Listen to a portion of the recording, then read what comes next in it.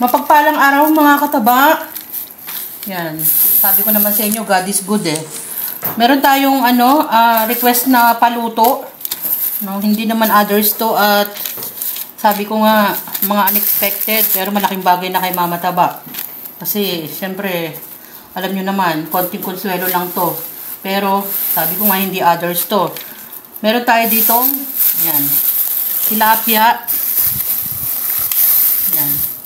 Malalaking tilapia yan, 3 kilos. Tapos, dito naman, dahil ang request ay sigang. Sigang na baka. Baka naman to mga kataba. Yan.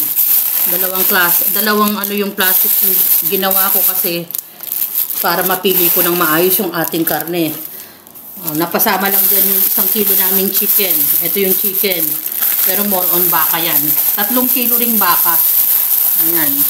Baka makita yung price at yan. Yan. Hindi ko na ipapakita yung price pero yung alam nyo naman ang baka. Tapos ang pinakasahog niyan dahil nire-request ang gusto ay may kangkong. Kangkong ang ilalagay natin dyan. Bumili ako ng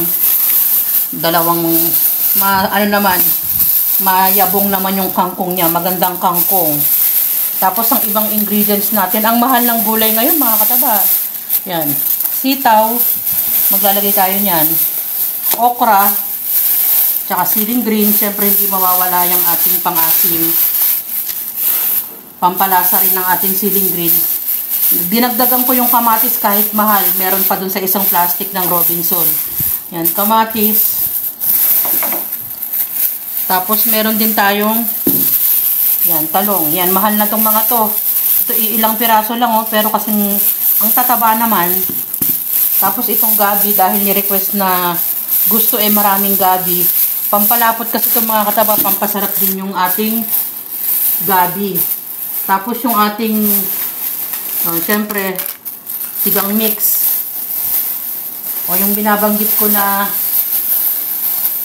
yun namang pipino. Bumili ako ng pipino kasi, kailangan nating panglagay sa ating tilapia. Ilalagay ko yan pag naprito na para naman hindi maayos tignan yung ating plating. Hindi lang basta na fry lang natin yung tilapia. So, yun yung binabanggit ko na kamatis. Dinagdagan ko ng kamatis para mas masarap. So, kailangan kasi mga kataba, isatisfy natin yung ating nagpaluto. Huwag lang basta niluto natin. So, yan. Sinigang na baka at pritong isda ang request. Halos kumpleto na yan. Pero ipapakita ko naman yung outcome nung ating niluto. Sabi ko nga, yung pagluluto kasi ng ganito mga kataba, yung mga request na ganito, o minsan orders, pinipilit ko talaga na isatisfy yung customer. Para naman maganda yung feedback na hindi lang basta umorder, no, mga kataba. Sabi ko nga, hindi, napakabait nitong tao na to, itong nag-request na to. Sobra talaga.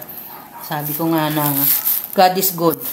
Ayan, ito namang chicken na to, iluluto ko lang yan, siguro adobo na lang to para sa amin, para mabilis na lutuan.